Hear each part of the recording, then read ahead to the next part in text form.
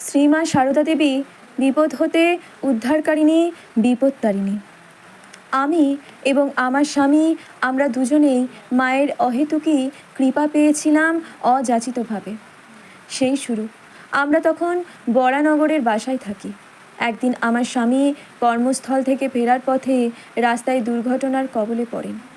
তার ডান পায়ের উপর দিয়ে এক্কা গাড়ির চাকা চলে যায়, ফলে পাটি ভয়ানকভাবে ক্ষতিগ্রস্ত হয়।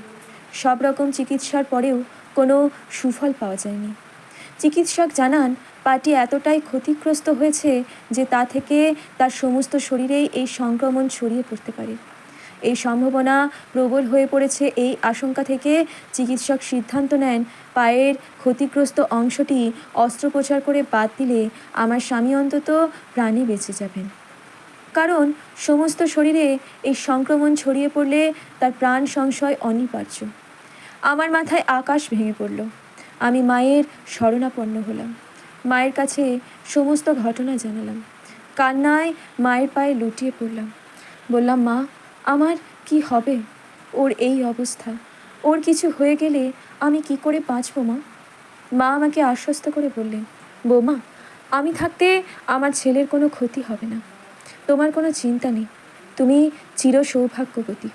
এই বলে মা আমাকে ঠাকুরের শ্রীচরণামৃত ও আশীর্বাদী ফুল দিলেন এবং একটি কাপড়ের ছোট্ট পুটুলিতে মায়ের সিংহবাহিনীর মাটি দিয়ে বললেন, ছেলেকে এই চরণামৃত খাওয়াবে, মাটি মাথায় বুলিয়ে দেবে বৌমা, ছেলে ভালো হয়ে যাবে। আমি মায়ের কথা মতোই সব করলাম।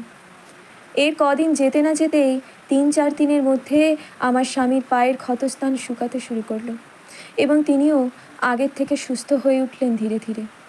এর প্রায় 2 মাস পর আমি স্বামীকে নিয়ে মায়ের চরণ দর্শনে বাগবাজারে যাই। তখন আমার স্বামী সম্পূর্ণ সুস্থ হয়েছেন মায়ের কৃপায়। মা আমার স্বামীকে দেখে আনন্দিত হয়ে তাকে আশীর্বাদ করলেন এবং আমার উদ্দেশ্যে বললেন, বৌমা, আমি থাকতে তোমাদের কোনো ভয় নেই।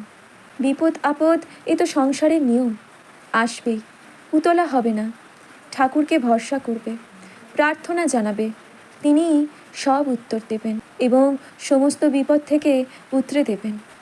তার শরণাগত যে হয় তার ব্রহ্মশাপেও কিছু হয় না। আমি মাকে প্রণাম জানিয়ে বললাম, মা, এইভাবে যেন আপনার কৃপা আমাদের পরিবারের উপর সদা সর্বদা থাকে। মা আমার দিকে প্রসন্ন দৃষ্টিপাত করে বললেন, আমার আশীর্বাদ সর্বদা তোমাদের সঙ্গে রয়েছে। মায়ের এই আশ্বাস বাণীটুকুই যেন আমাদের পরিবারের কাছে আজ মহৌষধি। এইভাবে মায়ের অযাচিত অহেতুকী কৃপা পেয়ে আমাদের কুল ধন্য হয়ে রয়েছে আজও। শ্রীমতী সরলাবালা দাসী।